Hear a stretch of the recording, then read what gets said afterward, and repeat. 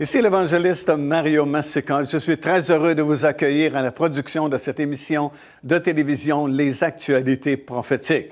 Nous abordons aujourd'hui un sujet vraiment très intéressant. Nous voulons parler de cette cité céleste, la Nouvelle Jérusalem, qui a été promise aux enfants de Dieu. La parole de Dieu nous informe que depuis Adam et Ève, en réalité, les rachetés de l'Éternel sont en quête d'une cité qui leur a été promise.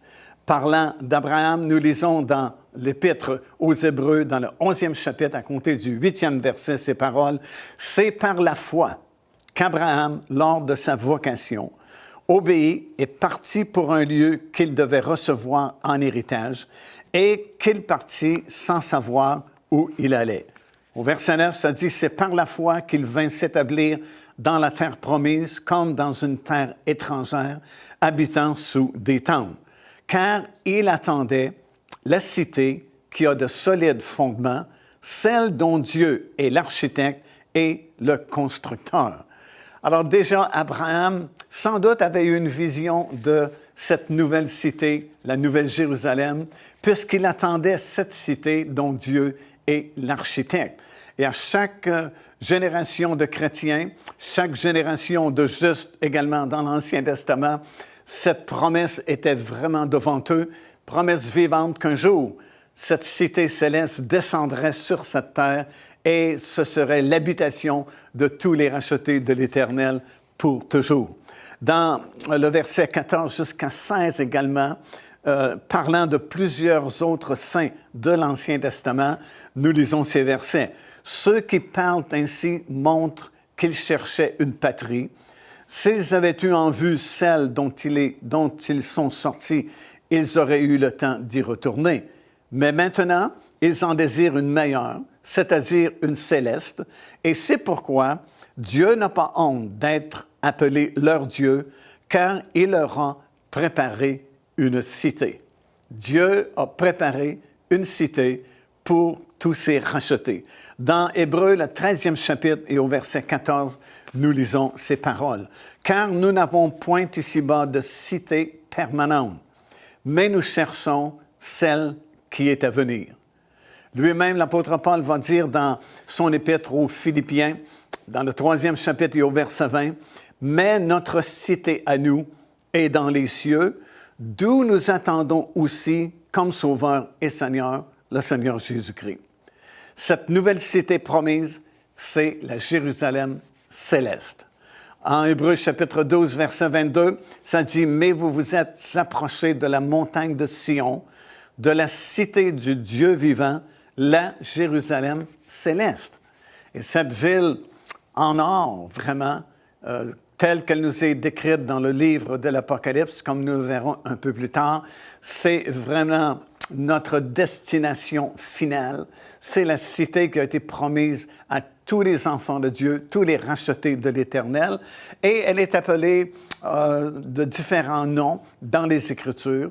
Souvent, on se réfère à cette cité-là comme étant la Nouvelle Jérusalem, et avec raison, parce que c'est comme ça qu'elle est appelée dans la parole du Seigneur. Mais ici, elle est appelée la Ville Sainte dans le livre de l'Apocalypse, 21e chapitre.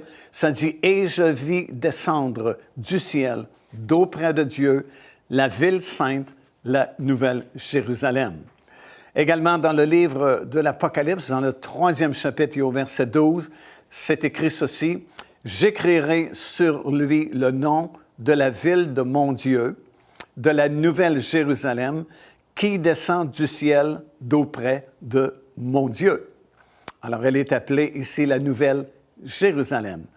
Ailleurs, elle est appelée la Ville Sainte. Apocalypse chapitre 21, verset 10. « Il me transporta en esprit sur une grande et haute montagne, et il me montra la Ville Sainte, Jérusalem, qui descendait du ciel d'auprès de Dieu, ayant la gloire de Dieu. » À un autre endroit, c'est dans Galates chapitre 4 et le verset 26, elle est appelée la Jérusalem d'en haut. Galates chapitre 4, justement, ça dit « Mais la Jérusalem d'en haut est libre, c'est notre mère. » Alors, nous apprenons par ces quelques versets que Dieu a déjà promis une cité à tous les enfants de Dieu, que ce soit les justes de l'Ancien Testament ou les croyants du Nouveau Testament. Tous ont la même aspiration, tous ont le même désir. Ils veulent atteindre cette cité céleste, cette nouvelle Jérusalem, qui est une ville vraiment exceptionnelle. Nous allons apprendre au cours de cette étude tous les détails qui nous sont donnés dans la parole du Seigneur, qui décrivent la gloire de cette ville glorieuse. Nous avons même ces dimensions extrêmement longues, extrêmement larges et extrêmement hautes également, qui remplira une bonne partie de la planète Terre vraiment, et qui sera la résidence éternelle des enfants de Dieu. Ce sera notre habitation pour toujours, une ville qui est décrite avec de l'or, avec les pierres précieuses, différentes gloires qui sont manifestées, l'arbre de vie qui sera au cœur même de cette ville, la place de la ville qui sera d'or transparent, est vraiment quelque chose d'extrêmement glorieux. Et par ces quelques versets, nous apprenons que déjà depuis l'époque d'Abraham, en fait, les premiers justes de l'Ancien Testament, ils aspiraient déjà à atteindre cette glorieuse ville. Alors, c'est vraiment une grande motivation pour nous aujourd'hui parce que nous savons que nous sommes vraiment très proches maintenant de l'accomplissement de ces promesses-là que Dieu a faites depuis déjà très longtemps. Et déjà de savoir que nous habiterons cette ville glorieuse, bien, ça devrait être un vraiment grand encouragement de servir le Seigneur le plus fidèlement possible afin d'atteindre cette glorieuse cité que Dieu a préparée pour nous.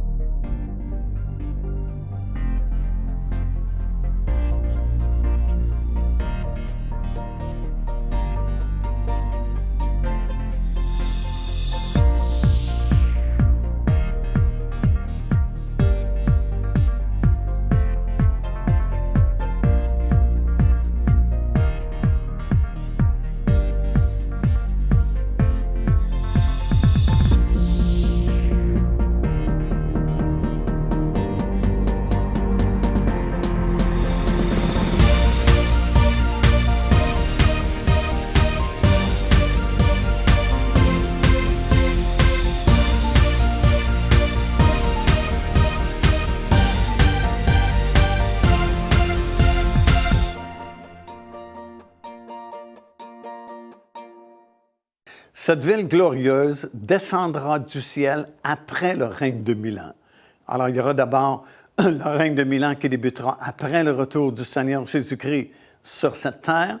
Et pendant 1000 ans, Dieu sera en personne sur cette planète. Le Seigneur Jésus-Christ régnera à partir de son temple qui sera surnaturellement créé sur le sommet de la montagne de Sion. Et à la fin de ce règne de 1000 ans, comme déjà nous avons parlé, le ciel se déroulera comme un livre, la terre s'enfuira pour être rénovée par le feu. Il y aura ce grand jugement du grand trône blanc, comme nous l'appelons, mentionné dans Apocalypse chapitre 20, où tous les autres morts, c'est-à-dire tous ceux qui n'ont pas été ressuscités dans la première résurrection, reviendront à la vie, seront jugés devant ce trône-là et leur destination finale sera le lac de feu pour toujours. Puis Dieu va créer un nouveau ciel, une nouvelle terre. Et là, Jean a vu dans le livre de l'Apocalypse descendre du ciel cette cité en or, la Nouvelle Jérusalem, qui s'établira sur la nouvelle terre après la période du règne de 1000 ans. Cette cité-là, elle aura la gloire de Dieu. Elle va resplendir de la gloire de Dieu. Comme nous le lisons dans le livre de l'Apocalypse, ça dit « Il me montra la ville sainte, Jérusalem, qui descendait du ciel d'auprès de Dieu, ayant la gloire de Dieu. » Cette cité extraordinaire, ce sera la demeure éternelle de tous les rachetés de l'Éternel, le point culminant et l'étape finale de notre progression avec le Seigneur. C'est vraiment le point final. Ce sera notre demeure perpétuelle et éternelle. Et la fin de notre voyage et de notre progression avec lui. Selon le programme de Dieu, euh, il y a différentes étapes que nous traversons avant de nous rendre à ce point final-là, la cité en or qui nous a été promise. Et la première étape du programme de Dieu, c'est le recrutement. Dans l'Évangile de Marc, dans le 16e chapitre, il est écrit ceci, « C'est la grande commission que le Seigneur Jésus-Christ a donnée à ses disciples après sa résurrection d'entre les morts et juste avant de retourner au ciel dans la présence de son Père. Il a dit, « Allez par tout le monde et prêchez la bonne nouvelle à toute la création. Celui qui croira et qui sera baptisé sera sauvé, mais celui qui ne croira pas sera condamné. » Alors, ça, c'est la première étape du programme de Dieu, le recrutement. C'est comme une invitation que Dieu lance à l'humanité au complet, l'invitant à faire partie de cet avenir glorieux et devenir un citoyen de cette ville en or que Dieu a préparée depuis la fondation du monde. Cela veut dire de prêcher à quiconque sur cette planète, qu'il soit riche, qu'il soit pauvre, instruit, ignorant, libre ou esclave. Dieu invite le monde entier à cet héritage extraordinaire. En réalité, le salut est offert à n'importe qui. 1 Timothée, chapitre 2, verset 4, ça dit ceci, « Dieu veut que tous les hommes soient sauvés. » Alors, il n'a pas choisi un groupe en particulier, mais le message du salut, l'invitation à faire partie de cet héritage est lancée à l'humanité au complet, de génération en génération. L'invitation est présentée à tous parce que la Bible dit « Quiconque invoquera le nom du Seigneur sera sauvé. » Alors, quiconque, c'est n'importe qui, peut venir et hériter de toutes ces choses que Dieu a préparées par avance. Mais plusieurs, comme nous le voyons par exemple dans Luc chapitre 14, des versets 16 jusqu'à 24, trouvent des excuses pour ne pas accepter cette invitation glorieuse. Certains ont dit « j'ai pas le temps parce que j'ai acheté un champ et il faut régler la paperasse pour l'achat de ce champ-là. » D'autres ont dit « bien, je viens d'acheter 5 paires de bœufs, j'ai pas le temps de m'occuper de cette invitation-là. » D'autres ont dit « je dois me marier bientôt, je n'ai pas le temps de répondre à cette invitation-là. » Et peu importe qui nous sommes, c'est toujours plus facile de trouver une excuse pour ne pas répondre à l'invitation glorieuse qui nous est présentée par la parole du Seigneur. Et on a plusieurs exemples de cela, tout particulièrement lorsque Paul s'est arrêté à Césarée-Maritime. On sait qu'il avait été arrêté à Jérusalem et puis qu'on l'avait transféré à Césarée-Maritime. Et là, il attendait le bateau qui allait le transporter jusqu'à Rome afin de comparaître devant l'empereur romain. Et pendant qu'il était en prison à Césarée-Maritime, l'apôtre Paul a eu l'occasion à plusieurs reprises de rendre son témoignage devant plusieurs autorités. Par exemple, devant le gouverneur Félix. Il lui a annoncé la parole de Dieu, a raconté son témoignage devant le gouverneur. Et la réponse du gouverneur fut celle-ci. Il a dit, « Pour le moment, retire-toi, et quand j'en aurai l'occasion, je te rappellerai. » Ça, c'est dans Actes des Apôtres, chapitre 24 et le verset 25. Et à notre connaissance, du moins ce n'est pas écrit dans la parole du Seigneur, Félix n'a jamais rappelé Paul et n'a jamais eu une autre occasion d'accepter le Seigneur Jésus-Christ et d'être sauvé. La même chose devant le roi Agrippa. Il lui a rendu témoignage et le roi a répondu, « Tu vas bientôt me persuader de devenir chrétien. » Actes des Apôtres 26-28. Mais il n'est pas devenu chrétien. Et c'est la même chose dans Exode chapitre 8 et le verset 6. C'est toujours remettre à demain cette décision-là. Mais en Hébreux chapitre 3, ça dit, « Si vous entendez sa voix, n'endurcissez pas votre cœur. » Et dans Corinthiens, ça dit, « Au temps favorable, je t'ai exaucé. Voici maintenant le temps favorable. Voici maintenant le jour du salut. » Alors l'invitation est lancée partout sur cette planète, encore aujourd'hui, mais souvent nous trouvons des excuses pour ne pas accepter l'invitation. Cependant, la Bible nous exhorte en disant, « Aujourd'hui, c'est le temps favorable. Acceptons donc cette invitation glorieuse. Ici l'évangéliste Mario Massicotte qui vous invite à vous inscrire à notre lettre de nouvelles électronique. Et pour ce faire, il suffit de visiter notre site web au www.paindevie.org et tout en haut à la droite de votre écran, vous allez voir cet onglet sur lequel vous cliquez et vous vous inscrivez tout simplement. Ça vous permettra de recevoir des nouvelles du ministère de Pain de Vie et en même temps recevoir le bon enseignement de la parole de Dieu. Faites-le donc aujourd'hui même.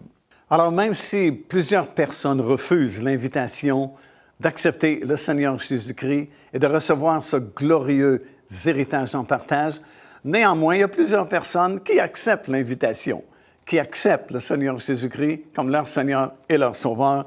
Et maintenant que ces personnes ont accepté l'invitation qui leur a été adressée, ces gens-là sont transportés déjà, spirituellement parlant, dans le royaume de Dieu et nous devenons membres de ce que la Bible appelle le corps de Christ ou l'Église du Seigneur Jésus-Christ.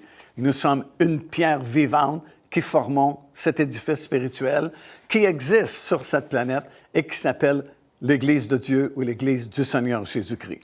Alors maintenant que nous sommes membres de cette Église, par le miracle du salut, de la nouvelle naissance, la deuxième étape va débuter. Et cette deuxième étape-là s'appelle l'entraînement ou la transformation. Première étape, c'est le recrutement. L'invitation est lancée à tout le monde et on leur propose cet héritage glorieux qui leur est réservé. Plusieurs disent non, ça ne m'intéresse pas. C'est leur décision, c'est leur choix. Mais d'autres personnes l'acceptent, deviennent membres de l'Église du Seigneur Jésus-Christ. Et alors, on va débuter cette deuxième étape qui s'appelle l'entraînement, parce que désormais, nous devons changer. Et comme on l'a dit si souvent, dès l'instant où nous acceptons le Seigneur Jésus-Christ, il y a un processus de transformation qui se met en marche parce que vous ne pouvez pas demeurer la même personne. Si vous êtes en Jésus-Christ, vous allez changer, vous allez transformer, vous allez devenir de plus en plus semblable, justement, au Seigneur Jésus-Christ.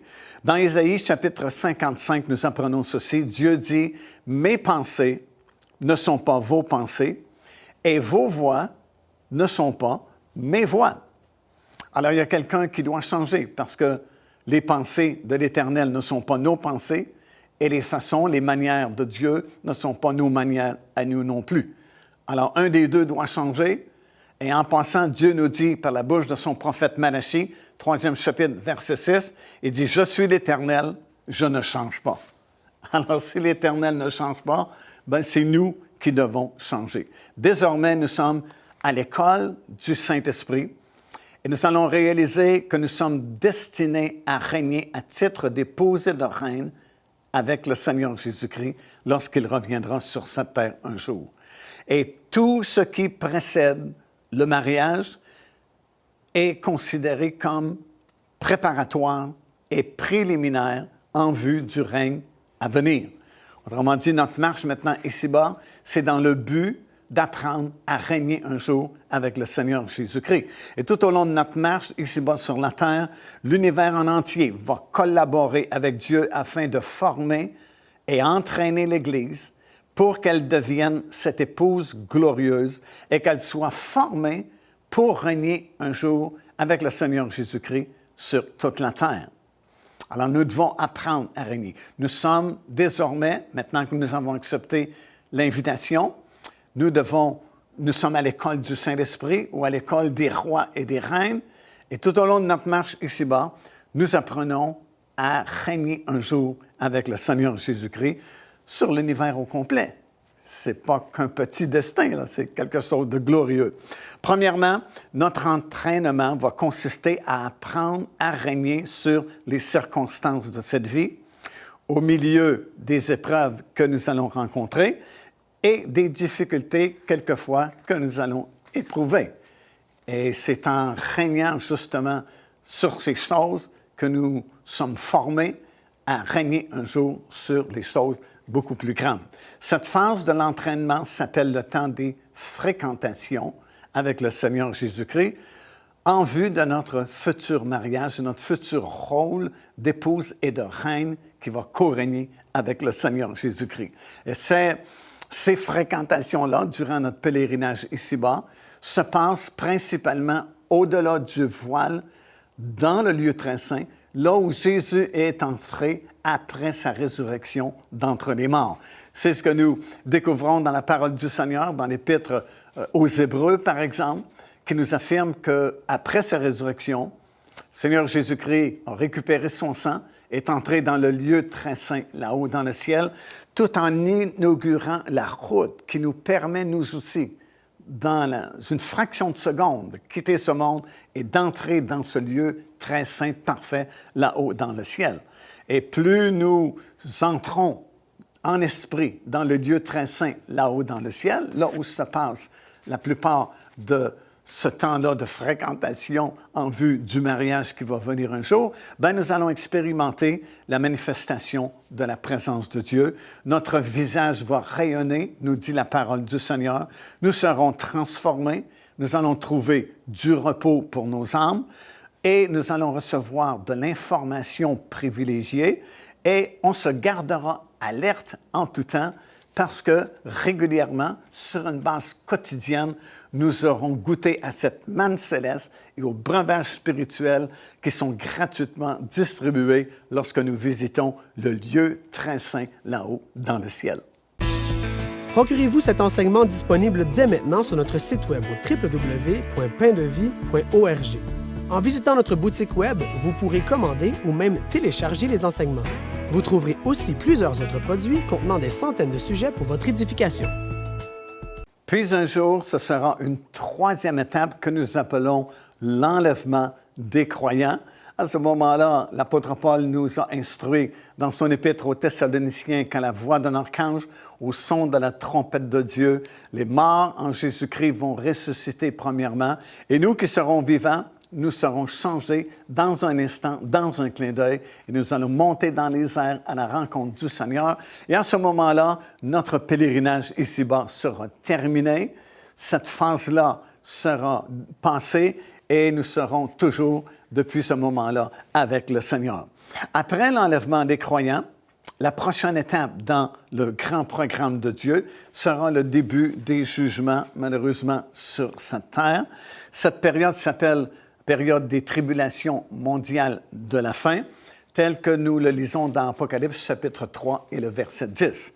Comprenez, il y a toujours eu des tribulations, il y a toujours eu des épreuves, il y a toujours eu des conflits partout sur cette planète, mais la Bible parle d'un moment dans l'histoire de l'humanité où ce seront des tribulations à l'échelle mondiale, partout sur la planète. Il n'y aura pas un seul pays qui sera exempté de ces jugements-là. Ce sont des années de tribulation mondiale, comme nous le lisons dans ce passage-là du livre de l'Apocalypse, 3e chapitre et le verset 10, qui dureront exactement 7 années, à raison de 360 jours par année, les années bibliques. Et puis, ça ne peut pas changer, c'est prédéterminé.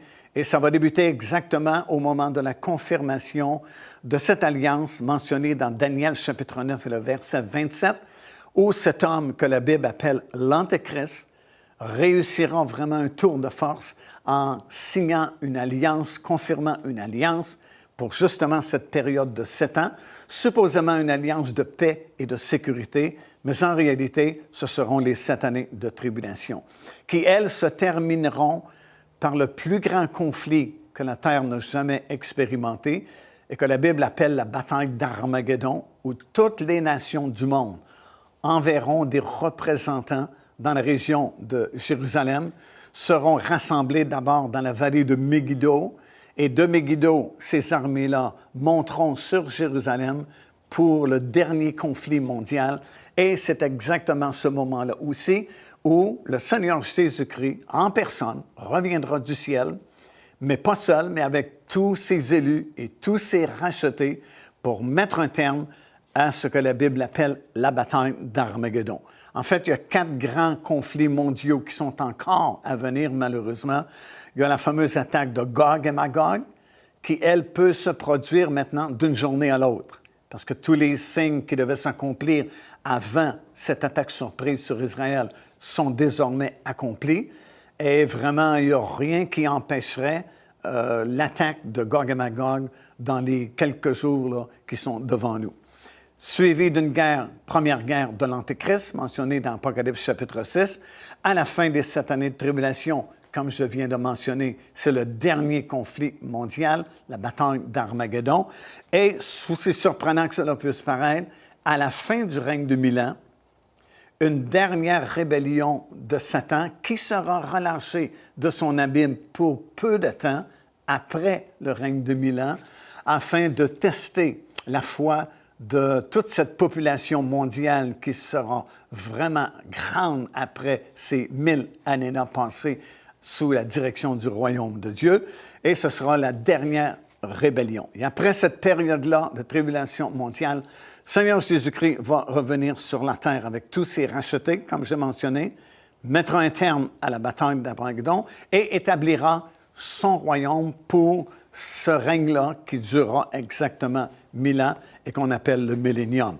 Après le millénium, le ciel et la terre seront changés. Le ciel, nous dit l'apôtre Pierre, et dans le livre de l'Apocalypse, se déroulera comme un livre, comme un parchemin, un rouleau. La terre s'enfuira pour être rénovée par le feu. Et dans Apocalypse chapitre 20, verset 11, ça dit que la terre et les cieux vont s'enfuir devant la face de Dieu et il ne fut plus trouvé de place pour eux. Et l'apôtre Pierre nous donne plus de détails concernant cet événement-là. Dans son 3e chapitre, 2e épître, verset 10, ça dit « Le jour du Seigneur viendra comme un voleur. En ce jour, les cieux passeront avec fracas, les éléments embrasés se dissoudront et la terre, avec toutes les œuvres qu'elle renferme, sera consumée. » Puis ça dit « Le premier ciel et la première terre ayant disparu, la mer n'était plus. » Dans Matthieu chapitre 24, on ajoute « Le ciel et la terre passeront, mais mes paroles ne passeront point. » Et finalement, si nous revenons dans 2 Pierre, 3e chapitre, ça dit « Tandis que par la même parole, les cieux et la terre d'à présent sont gardés et réservés pour le feu, pour le jour du jugement et de la ruine des hommes impies. » Puis il y a un nouveau ciel et une nouvelle terre sur laquelle descendra cette fameuse cité, la Nouvelle Jérusalem, la ville sainte, ou la Jérusalem d'en haut, comme nous avons lu dans la parole du Seigneur, et ce sera l'habitation éternelle de tous les rachetés de Dieu.